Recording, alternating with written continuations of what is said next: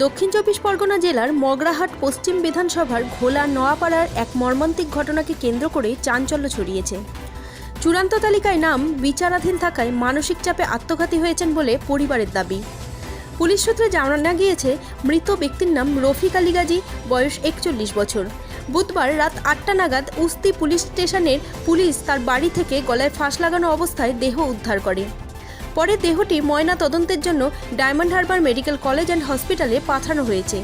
পরিবারের অভিযোগ, এসআইআরের নোটিশ পাওয়ার পর থেকেই চরম আতঙ্কে ভুগছিলেন রফিক আলী। তিনি প্রয়োজনীয় সমস্ত নথিপত্র জমা দিয়েছিলেন এবং বিষয়টি পরিবারকেও জানিয়েছিলেন। পরিবারের সদস্যরা তাকে বারবার আশ্বস্ত করার চেষ্টা করেন। গত 28 তারিখ প্রকাশিত তালিকা দেখতে তিনি নিজেই যান, কিন্তু বাড়ি ফিরে আসার পর থেকেই তাকে অত্যন্ত মনমরা দেখা যায়। জানা যায়, চূড়ান্ত তালিকায় তার নাম বিচারাধীন হিসাবে উল্লেখ ছিল।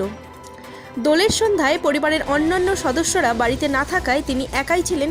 পরে পরিবারের লোকজন ফিরে এসে দেখেন সিলিং ফ্যানের সঙ্গে গলায় ফাঁস লাগিয়ে ঝুলছেন রফিক। খবর পেয়ে পুলিশ এসে দেহ উদ্ধার করে। এই ঘটনার পর নির্বাচন কমিশনের বিরুদ্ধে ক্ষোভ উগরে দিয়েছেন মৃতের স্ত্রী। শুধু রফিক আলী গাজী নন, তার পরিবারের আরও 5 জনের নামও বিচারাধীন তালিকায় রয়েছে বলে জানা গেছে। 141 নম্বর বুথে আরও 111 জন বাসিন্দার নাম বিচারাধীন তালিকায় রয়েছে। এই প্রসঙ্গে তৃণমূলের পঞ্চায়েত সদস্য জামশেদুল ইসলাম সর্দার দাবি করেছেন, সংখ্যালঘুদেরই বেশি বাদ দেওয়ার চক্রান্ত হয়েছে।